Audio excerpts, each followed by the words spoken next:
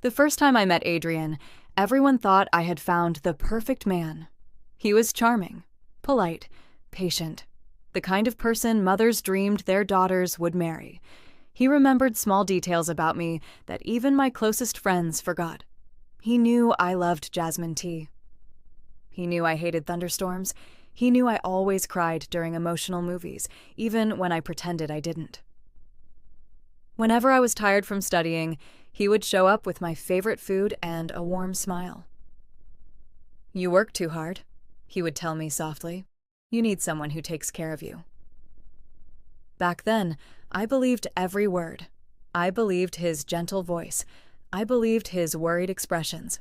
I believed the way he held my hand like I was the most precious person in the world. I thought I had found someone who loved me more than anything. But now, standing across from him again, I knew the truth. Because I had already lived this life once, and I knew exactly what he was hiding behind that perfect smile. Adrian wasn't a loving man. He was a thief, a man who wrapped greed in kindness, a man who saw my family's ancestral home as nothing more than a treasure waiting to be taken. The same house where my grandparents raised my parents. The same house that had belonged to my family for generations. The same house that held every childhood memory I treasured. In my past life, Adrian didn't fall in love with me. He fell in love with the property documents hidden in my father's study. He learned everything about my family before he ever approached me. He knew our financial struggles. He knew my parents' weaknesses. He knew exactly how to make himself look like the perfect son-in-law. And I helped him. I opened the door. I trusted him. I handed him the weapon he used to destroy us. "Are you okay?"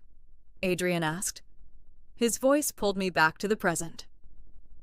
We were sitting at the same small cafe where we had our first date. The same table, the same flowers on the counter, the same fake concern in his eyes. A year ago, I would have smiled and told him I was just nervous. But now, I looked at him differently. I saw the man who would betray me. I saw the man who would convince my father to put his name on our family property. I saw the man who would slowly isolate me from everyone I loved. I saw the man who would leave me broken after taking everything. I clenched my hands under the table. I had died once because I trusted the wrong person. I wasn't going to make that mistake again. "I'm fine," I said calmly. Adrian smiled. That same smile that fooled me before. "You know, I've never met anyone like you." His words were identical to the ones he said in my previous life. "You're kind. You care about your family. That's what makes you special." Before, those words made my heart race. Now, they made me want to laugh, because I knew what came next. He would slowly convince me that my family was holding me back. He would tell me that moving away after marriage was better. He would convince me that selling part of the property would solve all our problems. Then, when everything belonged to him, he would throw me away. Not this time. When I returned home that evening, I looked at the old family house standing proudly in front of me. The wooden doors, the garden my grandmother planted, the walls that carried generations of memories. Tears filled my eyes. In my previous life, I watched this place disappear. I watched my parents lose everything because of one mistake. My mistake, but this time I made a promise. I won't let anyone take you away from us again. The next morning, I started making changes. Small changes, careful changes. I didn't confront Adrian. Not yet. I knew men like him. If I accused him without proof, he would act innocent. He would cry. He would make everyone think I was unreasonable. So instead, I watched. I paid attention. I waited for him to reveal himself. And he did. 3 days later, Adrian came to visit my family. He arrived with expensive gifts. My mother immediately smiled. "Oh, Adrian, you didn't have to bring so many things." He laughed. "It's nothing. I just want you all to know how much I appreciate you." I almost laughed, because I remembered this exact moment. This was how he started. Buying affection, creating trust, making my family feel like he was already one of us. My father invited him into his study. In my previous life, this was where Adrian began planting ideas. Ideas about investments, ideas about changing ownership, ideas about using the property to make money. I walked past the door and heard his voice. "Uncle, have you ever thought about developing the land around the house?" My heart stopped. The same words, the same plan, the same beginning. But this time, I was ready. I entered the room with a smile. Developing the land. Both of them looked at me. Adrian immediately changed his expression. "Yes, I was just thinking about ways your family could benefit financially." I sat down beside my father. "That sounds interesting." Adrian smiled. He thought I was impressed. "But before making any decisions," I continued, "we should probably review all legal documents and ownership records first." His smile froze for half a second. Only half a second. But I noticed, because I knew him. "Of course," he replied. I smiled back. "Good, because protecting family assets should always come before trusting anyone's promises." The room became silent. My father looked at me curiously. Adrian stared at me carefully. For the first time, I saw uncertainty in his eyes. He didn't understand what had changed. He didn't know that the woman sitting in front of him was not the same woman he manipulated before. The old me would have defended him. The old me would have trusted him. The old me would have helped him destroy my own family. But that woman was gone. I was given a second chance. And this time, Adrian was walking into a trap he created himself. After that day, Adrian became more careful. In my previous life, he had been confident. He believed he had already won. He thought my love made me blind. He thought my family was easy to manipulate. And he was right. The old me trusted him without question. But this time, every smile, every compliment, every act of kindness was something I studied carefully. I wasn't looking at the man he pretended to be. I was watching the man he truly was. For the next few weeks, Adrian continued acting like the perfect boyfriend. He visited my family often. He helped my father with small repairs around the house. He carried groceries for my mother. He sat with my grandmother and listened to her stories. Everyone loved him. "He's such a thoughtful young man," my mother said one evening. "You're lucky to have found someone like him." I smiled. A year ago, those words would have made me happy. Now they made my chest hurt, because I remembered what happened after those words. My mother once defended him more than she defended me. My father once trusted him like a son. My grandmother once called him family. And that trust destroyed us, but I couldn't blame them. They didn't know what I knew. They hadn't seen the future I had lived, so I had to protect them without making them feel attacked. I had to be patient. One night, I sat with my father in the garden. The same garden where I cried after Adrian left me in my previous life. The same place where my father once told me he was sorry for trusting the wrong person. This time, I was determined to prevent that pain. "Dad," I said quietly. He looked up from watering the plants. "Yes, sweetheart?" "I want to talk about the house." His expression changed slightly. "The house?" I nodded. "I know how important this place is to us. It's been in our family for generations." My father smiled. "You know, your grandfather built that house with his own hands." "I know." I touched the old wooden fence. That's why I think we need to be careful about anyone who suggests making big changes to it. My father looked at me. "Are you talking about Adrian?" I stayed quiet, because I knew accusing him too early would only push my father away. Instead, I said, "I'm not saying he's a bad person." That was true. I wasn't saying it. I was proving it. I'm saying we should never mix love and family property without proper protection. My father thought for a moment, then he nodded. "You're right. Your grandfather always said family comes first." Those words warmed my heart. In my previous life, I didn't have this conversation. I waited until it was too late. A few days later, Adrian invited me to dinner. He chose an expensive restaurant, the same restaurant where he proposed to me in my previous life. Back then, I cried tears of happiness when he placed the ring on my finger. I thought I was the luckiest woman alive. I didn't know I was accepting a promise filled with lies. When I arrived, Adrian stood up immediately. "You look beautiful." "Thank you." He pulled out my chair. Everything looked perfect. Too perfect. After we ordered our food, Adrian reached across the table and held my hand. "I've been thinking a lot about our future." My heart stayed calm because I already knew what he would say. "I want us to build a life together." He smiled.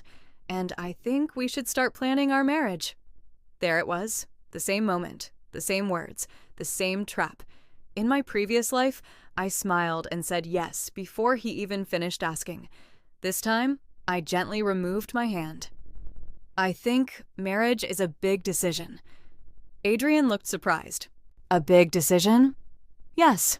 I smiled softly. "I want us to be completely prepared before taking that step." His expression changed, only slightly, but I saw it. "You don't trust me." There it was, his favorite weapon, making me feel guilty. In my previous life, I immediately apologized. Not this time. It's not about trust. I looked directly into his eyes. It's about protecting what matters. The smile on his face became tighter. "I just thought you loved me." "I do care about you," I replied, "but love should never mean ignoring important decisions." For a moment, he didn't know what to say. The old me would have comforted him. The old me would have promised anything. But I wasn't that woman anymore. After dinner, Adrian dropped me home. Before I got out of the car, he stopped me. "Have you been acting differently lately?" I turned around. "What do you mean?" "You're questioning things now." His voice sounded calm, but underneath it was frustration. "You never used to question me." I almost smiled, because that was the truth. The old me never questioned him, and that was exactly why he succeeded. "I guess people change," I said. He stared at me. Yes. He forced a smile. People do change. But his eyes were different. For the first time, Adrian realized something. He wasn't controlling me anymore. The next morning, I made the first major move. I contacted a lawyer. Not because I wanted revenge. Not yet. Because I wanted protection. I explained my family situation and asked about safeguarding inherited property. The lawyer reviewed the documents and gave me important advice. "Never transfer ownership based only on promises," he said. "Family properties are often targeted because emotions make people vulnerable." His words confirmed what I already knew. Adrian wasn't the first person to try this, and he wouldn't be the last. Meanwhile, Adrian was making his own mistake. He became impatient. He thought I was becoming difficult. He thought he needed to speed up his plan. A few days later, he visited my parents without telling me, and he brought documents. Documents about a supposed business opportunity. Documents that would eventually give him influence over our property. But this time, my father didn't sign anything. Because I had already warned him. "Let me discuss this with my daughter first," my father said. Adrian froze, because in his previous plan, I was supposed to convince my father. I was supposed to be his biggest supporter, but now I was the person standing between him and everything he wanted. That night, Adrian called me. His voice sounded sweet, but I heard the anger hidden underneath. "You've changed." I looked out the window at my family's home, the home I lost once, the home I would protect forever. "Yes," I whispered. "I have." There was silence. Then he asked, "Who are you?" I smiled, because for the first time, he was afraid of me. "I'm someone who finally learned to see the truth." I ended the call. And for the first time since I was reborn, I felt like destiny was beginning to change. But I knew Adrian wouldn't give up easily. A man who spent years planning a theft would not walk away after one failure, and soon. He would reveal the darkest part of his plan. After Adrian realized I was no longer the same woman he could control, his behavior started changing. Not completely, not enough for anyone else to notice. But I noticed, because I'd already seen the ending once. I knew the difference between genuine kindness and a performance. His sweet words became more carefully chosen. His smiles didn't reach his eyes anymore, and whenever my family mentioned the house, I saw a flash of frustration cross his face. A flash he quickly covered, but I saw it. Before I was reborn, I would have ignored those signs. I would have convinced myself that I was overthinking. I would have told myself, Adrian loves me. He would never hurt me. He's just stressed. Those were the same lies I repeated until the day everything collapsed. But this time, I listened to my instincts. And my instincts were screaming one thing: protect your family. A few days later, my younger brother came home looking upset. I found him sitting alone in the kitchen. What happened?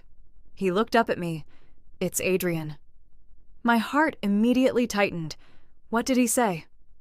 My brother hesitated. He asked me if I ever thought about selling part of the property. I stayed silent, because I already knew Adrian had started looking for another way in. When he couldn't manipulate my father, he was searching for someone else, someone younger, someone easier to influence. What else did he say? My brother looked uncomfortable. He said this house is too big for our family, and that we could all become rich if we made the right choices. I took a slow breath. This was exactly what he did before. He never attacked directly. He planted ideas. He made people believe they were making smart decisions. But every decision somehow benefited him. That evening, I gathered my family together. My parents, my brother, and my grandmother all sat in the living room. Everyone looked confused. What's going on? My mother asked. I looked around the room. These were the people I lost once, the people I failed to protect.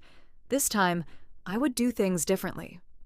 I want us to make one rule. My father frowned slightly. What rule? No decisions about the house, land, or family assets without everyone discussing it together. The room became quiet. My brother looked at me. Why? I carefully chose my words. Because this house belongs to all of us. It carries our family history.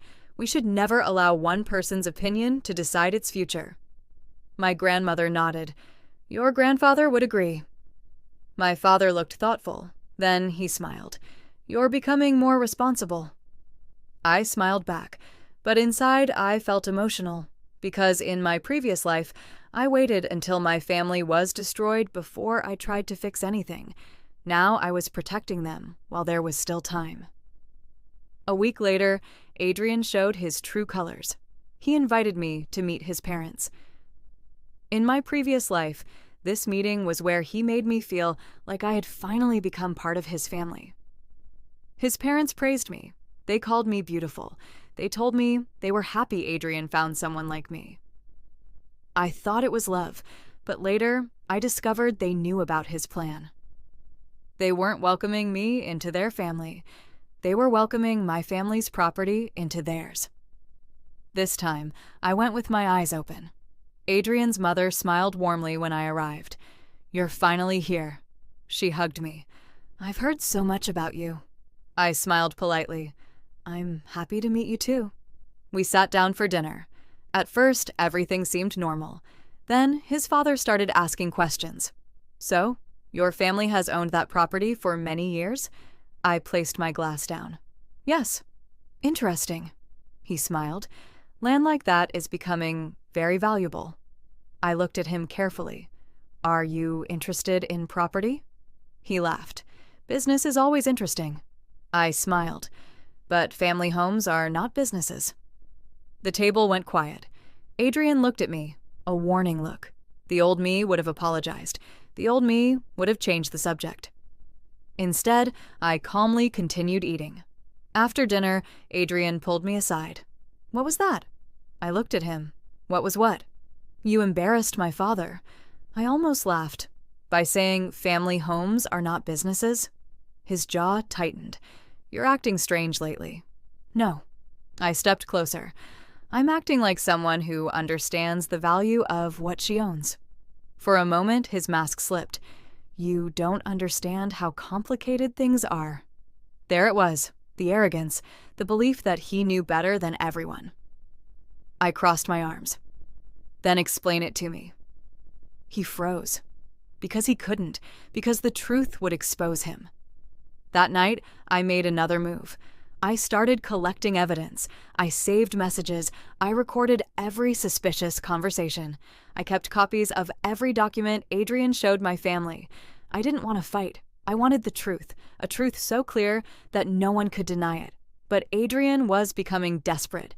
He realized I was no longer helping him, so he changed tactics. He started spreading rumors. He told people I was becoming distant. He told friends that I was influenced by my family. He tried to make himself look like the victim, exactly like before.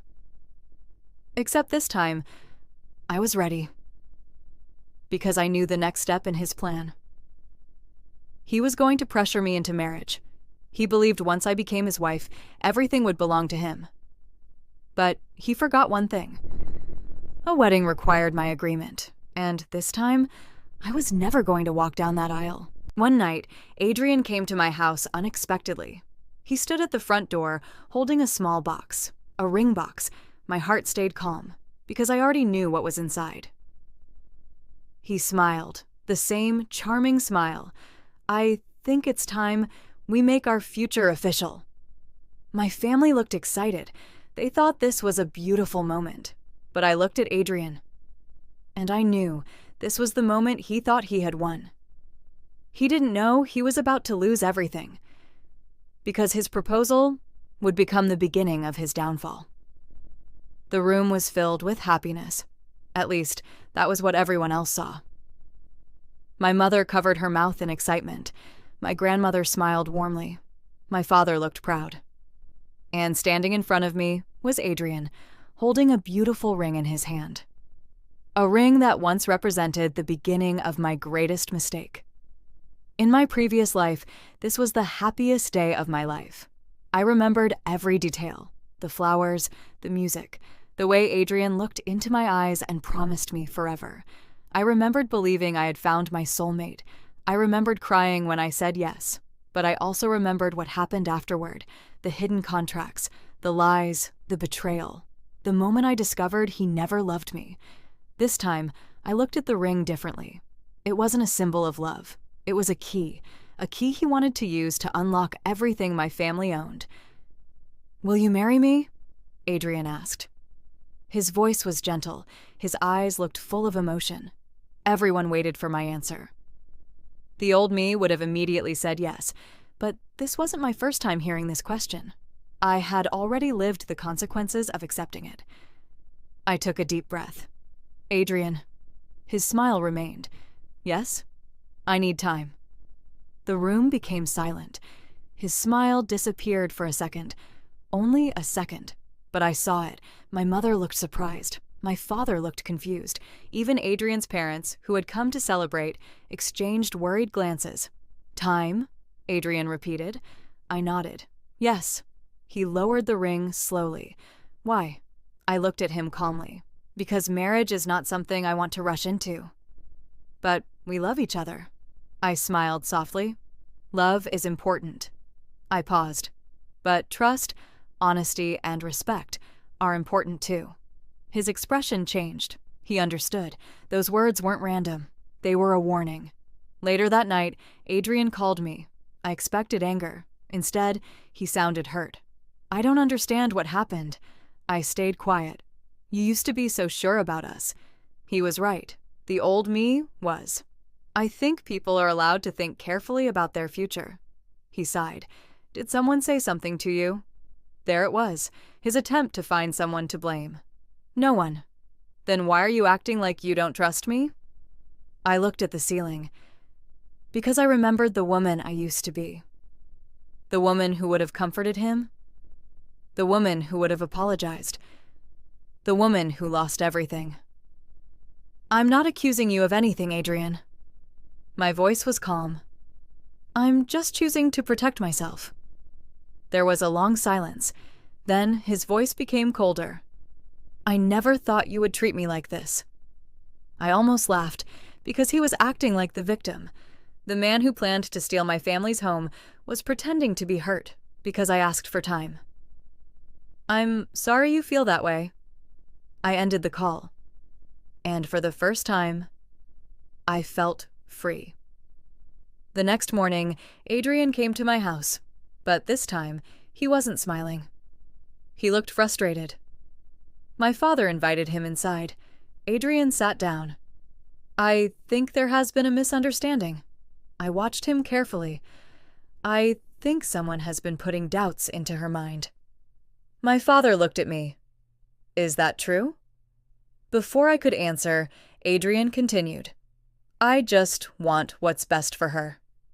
I almost smiled, because that was his favorite sentence.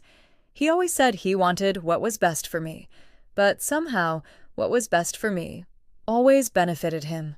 I looked at my father. Dad, can I ask you something? Of course. If someone truly loved our family, would they pressure us to make decisions quickly? My father frowned. No. Would they make us feel guilty for protecting what belongs to us? No. I looked at Adrian. And would they avoid questions about money and property? The room became quiet. Adrian's face changed. That evening, my father finally asked me the question I knew was coming. What is really going on? I sat with him in the garden, the same place where I once cried after losing everything. I don't have proof yet, I admitted. My father looked surprised. But I feel like Adrian is hiding something. He stayed silent. I'm not asking you to hate him. I held his hand. I'm asking you to protect our family until we know the truth. My father looked at me for a long time. Then he nodded. I trust you. Those 3 words almost broke me, because in my previous life, I lost that trust. Not because my father stopped loving me, because I was too blind to see the danger. Meanwhile, Adrian was making mistakes. He thought he still had control. He started complaining to his friends. He didn't realize one of them was someone I knew. And that friend accidentally revealed something important. Adrian had been talking about my family's property long before he met me. He had researched the land. He knew its value. He had even discussed possible development plans before our relationship had even started. That was the first real piece of evidence. The first crack in his perfect image. I saved everything. The messages, the documents, the conversations, every piece of the puzzle. I wasn't rushing. I wasn't angry. I wasn't trying to destroy him out of revenge. I was simply making sure the truth would finally be impossible to hide. A month later, Adrian came to see me one last time. He looked desperate. I don't know what happened to you. I looked at him. I grew up. He shook his head. You're throwing away everything we built. No. I smiled. I'm stopping you from taking everything I built. His face turned pale. For the first time, he realized something. I knew. Maybe not everything, but enough. You don't know what you're talking about. I looked at him calmly. Actually, I stepped closer. I know more than you think. He left without saying another word, but I knew he wasn't finished. A man like Adrian didn't surrender quietly. He would make one final attempt to take control. And when he did, I would make sure everyone saw who he truly was. After Adrian left my house that night, I knew the final battle had begun. The man who once controlled every situation was losing control. And people like Adrian were most dangerous when they realized they were losing. In my previous life, this was the moment where I gave up. I remember crying alone in my room, wondering how the person I loved most could betray me. I remember my family arguing. I remember my parents blaming themselves. I remember watching the home we cherished become something we could no longer afford to keep. But this time was different. I wasn't the same woman who waited for someone else to save her. I had spent weeks preparing. I had protected my family. I had gathered proof. And now, I was ready to reveal the truth. The first thing I did was secure our home. With the help of a lawyer, my family reviewed every document connected to the property. We updated ownership records. We created legal protections. We made sure no one could make changes without the agreement of the entire family. When my father signed the final documents, he looked at me with pride. "I don't know what made you become so careful all of a sudden," I smiled. "Sometimes life teaches us lessons before we are ready to learn them." He placed his hand on my shoulder. "I'm proud of you." Those words meant more than he knew, because in my previous life, I spent years wishing I could go back and hear them before everything fell apart. Now I had that chance. But Adrian wasn't giving up. A few days later, he came back with a different approach. He wasn't angry anymore. He was pretending to be hurt. "I think we need to talk," he said. I agreed to meet him, not because I trusted him, because I wanted to see what he would try next. We sat in the same cafe where we had our first date, the same place where he began his performance. "I feel like you don't believe in us anymore," he said sadly. I looked at him. "I believe people show who they really are eventually." His eyes narrowed slightly. "What does that mean?" "It means actions matter more than words." He looked away. Then he sighed. "I know your family has been worried about money." My expression remained calm. There it was, the real reason he came. "The house is valuable," he continued. "You could solve so many problems if you trusted me." I almost laughed. There it was, the sentence I had been waiting for. Not love, not marriage, not our future. The house. Always the house. "Adrian," I said softly. "Yes? Why are you always talking about my family's property?" He froze, only for a moment, but it was enough. "I'm trying to help." "No." I shook my head. "You're trying to convince me that your plan is help." His face changed. "You're misunderstanding me." "Am I?" I leaned back, because I remember you asking my father about development plans before we were even engaged.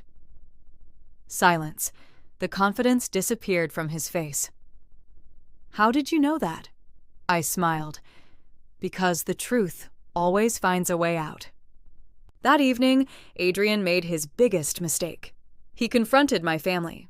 He arrived angry, not the polite, respectful man they knew. The real Adrian finally appeared. "You're letting her ruin everything." My mother looked shocked. "What are you talking about?" He pointed toward me. "She's turning you against me." I stayed silent, because I wanted everyone to see. Not hear accusations, see. My father looked at him. "Adrian, calm down." But Adrian couldn't. His carefully created image was falling apart. "I was trying to help this family." My grandmother looked at him sadly. "Help us?" Her voice was quiet. "Or help yourself." The room became silent, because even she could see it now. I placed a folder on the table. My father looked at it. "What is this?" "Everything I found." Inside were copies of messages, property discussions, business plans, conversations where Adrian talked about gaining control over the land. The room became completely quiet. My mother covered her mouth. My brother stared at the documents. My father slowly turned each page. Adrian's face lost all color. "No." He shook his head. "This isn't what it looks like." I looked at him. "Then explain it." He opened his mouth. Nothing came out, because there was no explanation, only the truth. Then came the final piece, a message from one of Adrian's friends. A message proving he had researched our property months before he even met me. The message was simple. "Once you marry her, the property will eventually become yours. Just be patient." My father's hands trembled as he read it. The pain on his face hurt me.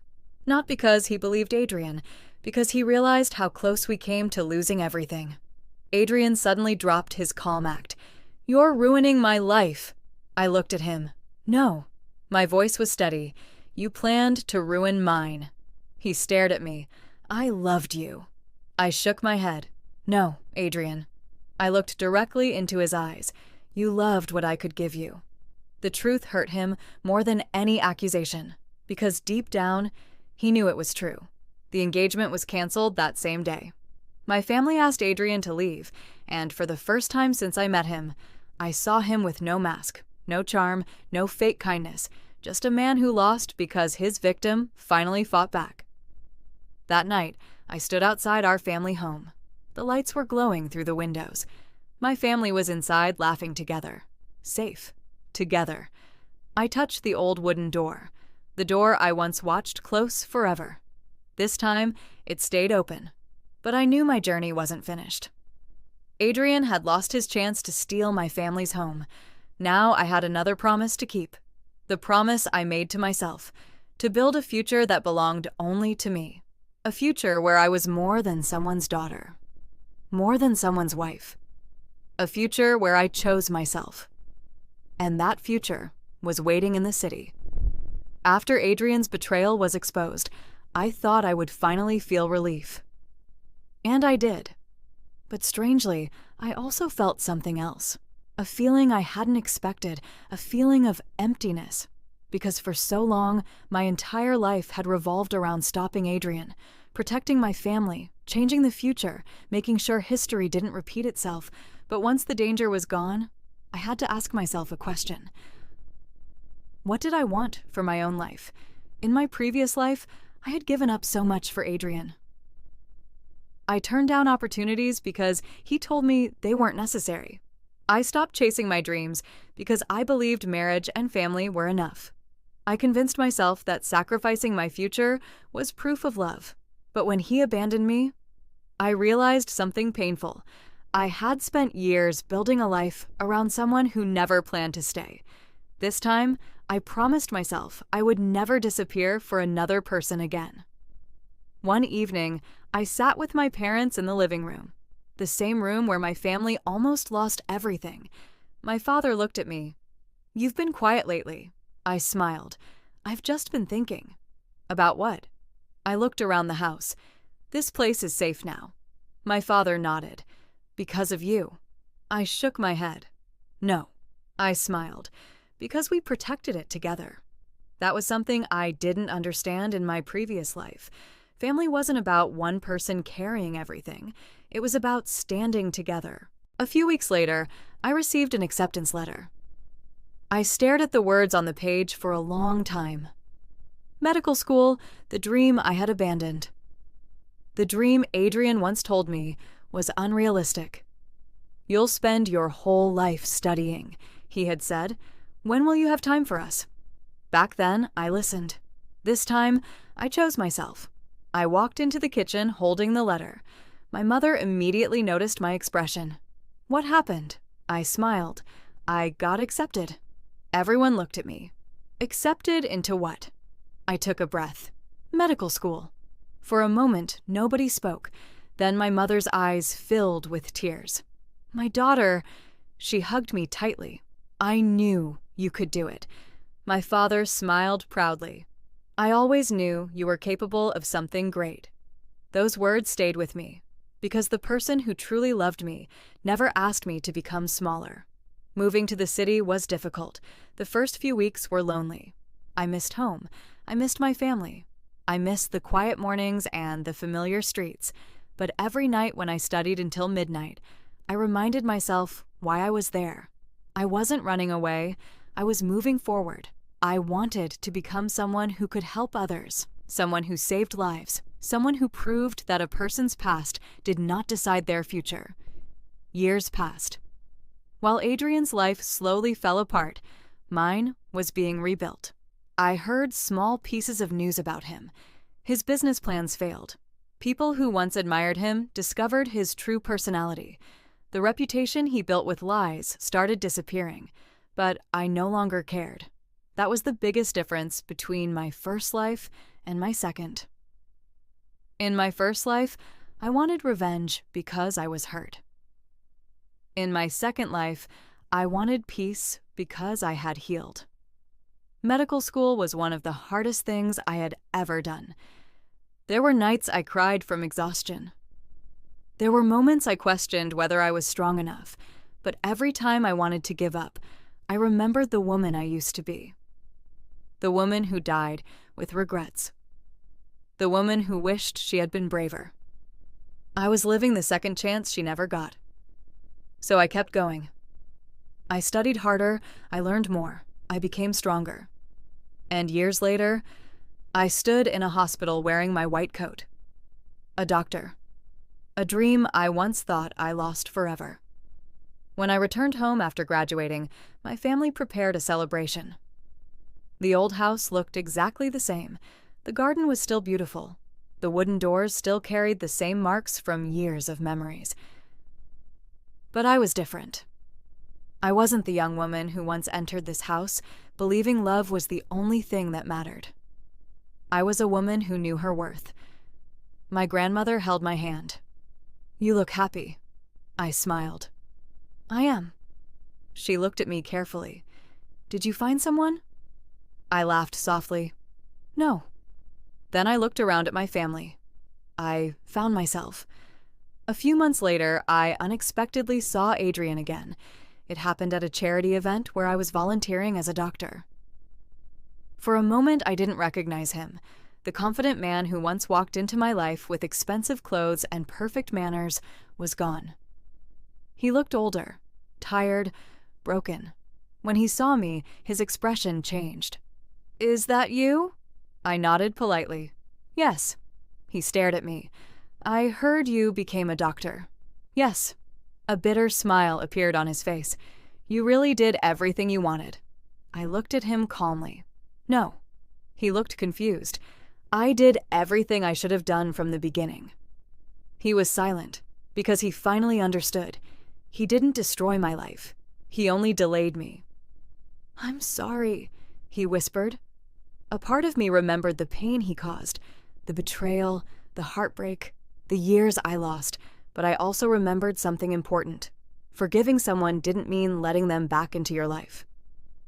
"I hope you learn from what happened," I said, "but my future doesn't include you."